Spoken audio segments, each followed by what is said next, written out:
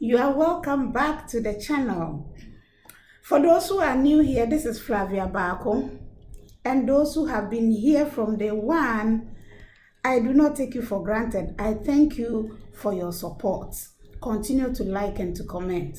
For those who are new here, this is a channel that we explore tools, we explore strategies, and then we look at ways to identify profitable trades where we can quickly execute and then record our profits, and then we are gone. So if today you are new here, please, you would want to consider subscribing to the channel so that anytime we post a video on tips and tricks as to how you can identify profitable trades, then you'll be notified. Right, so you are welcome to the channel. Today I have a very interesting topic I want us to discuss, because I think that there is a strategy that almost everybody is interested in, and that is scalping. But as for scalping, we all know what it is, but we want to look at ways that we can use to be able to become profitable scalpers. Because as we know, scalpers are the people who have been able, usually most of the time, to record a high success rate, because there are certain factors that they look at as scalpers.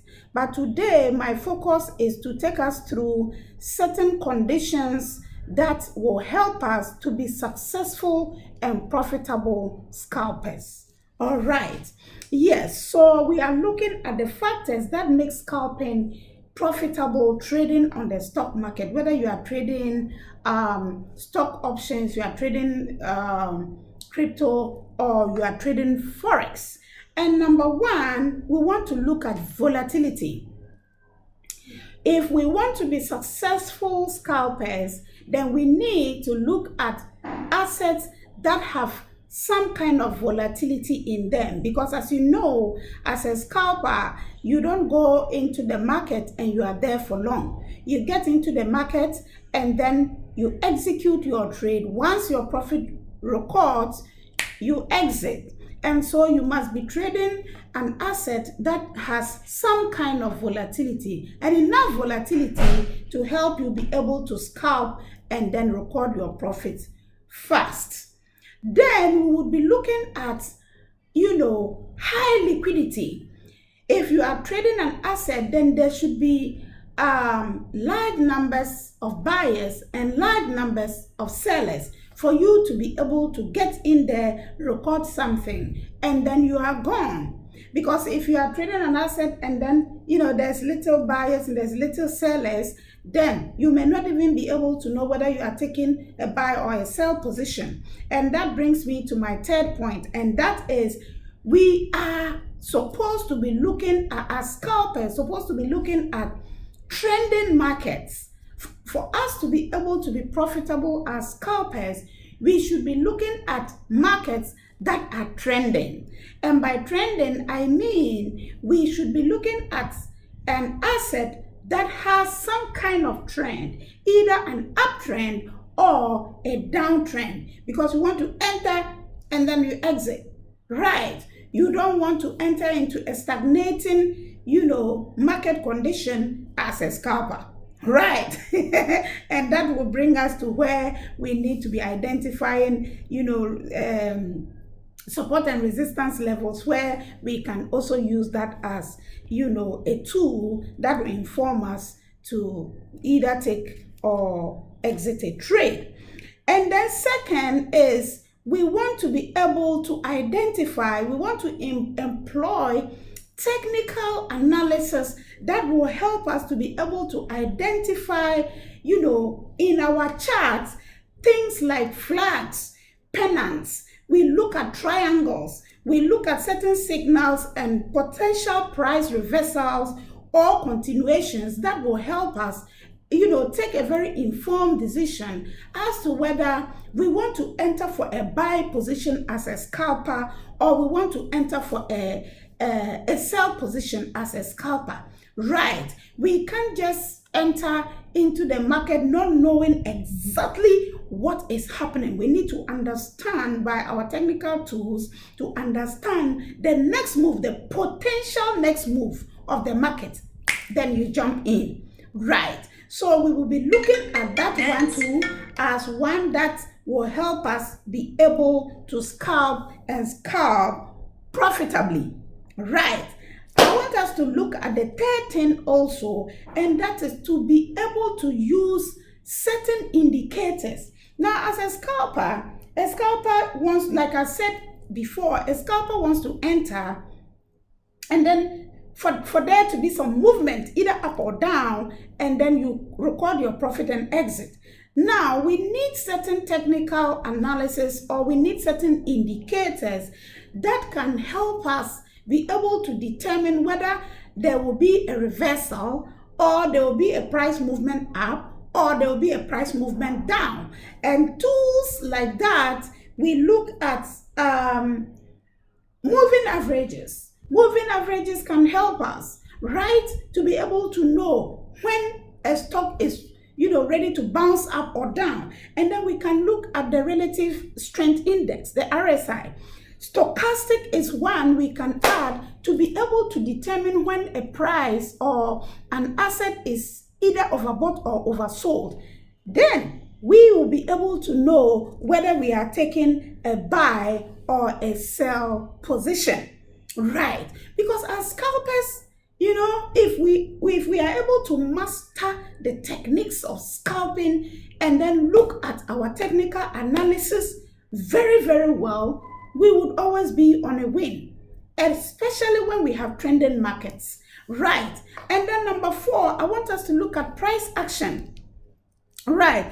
Price action is one of the tools that we can take to be able to help us, identify either, an upward trend, a downward trend, resistance and support levels. Because here, if we are able to read our charts well and we identify support and resistance levels as scalpers, and you want to see if you have established a support level, then it will be a good place to enter for your buy. Or if you're able to identify a very good resistance level, that could give you a potential indication that a price is ready to reverse, and therefore you would be there maybe trying to look for a sell, right? So these are the tools we need to be able to be profitable scalpers.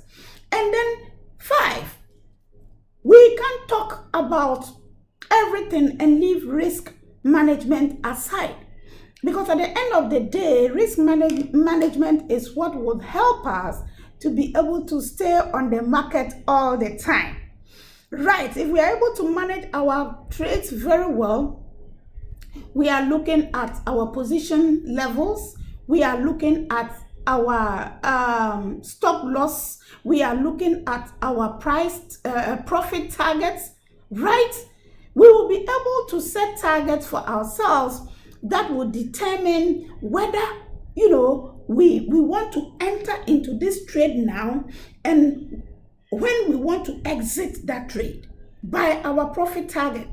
All right, I think I have spoken about this thing before, that sometimes people who have a tight schedule, you want to have your take profit there, so that you don't sit down watching charts and watching how price will move. Because if you have your profit target set, you equally have your stop loss set, then you are good to go.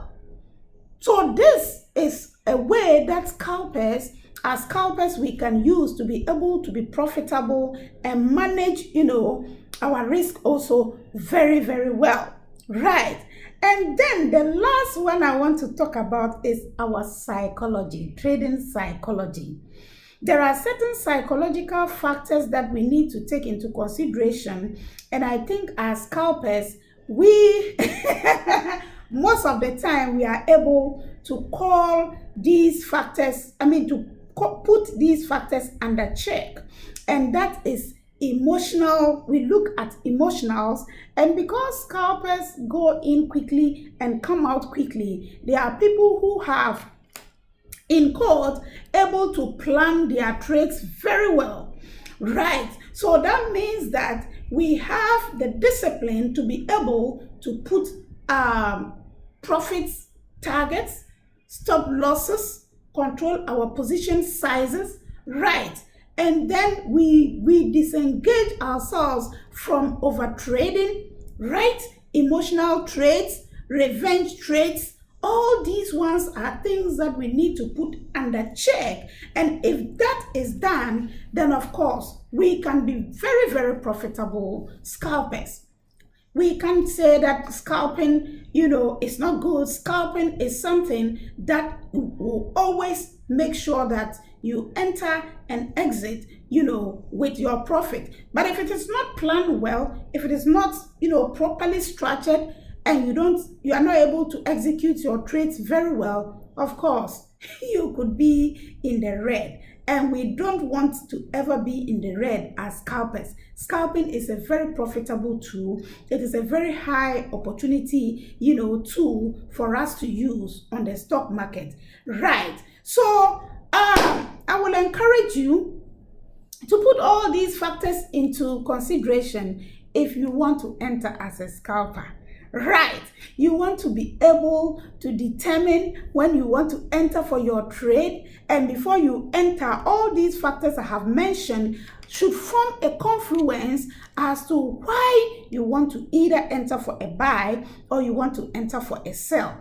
And do not forget to overtrade. No. Right. Don't forget to put your stop loss. All right. Do not forget to also put your take profits. Okay? Those people who tell me if they have a tight schedule, then they have to, sit down and then look at charts, and because they have a 9 to 5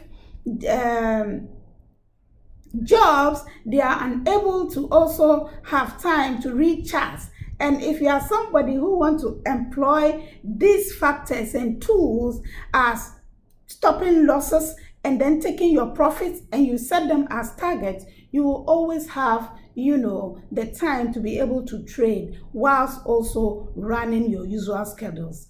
Once again, we've come to the end of this video, and I hope you found some value in the video. If you did, please like the video, and then also, if you are new, subscribe to the channel for all these tips and tricks that will be coming up. You don't want to miss it, and then I will see you on the next video. Bye.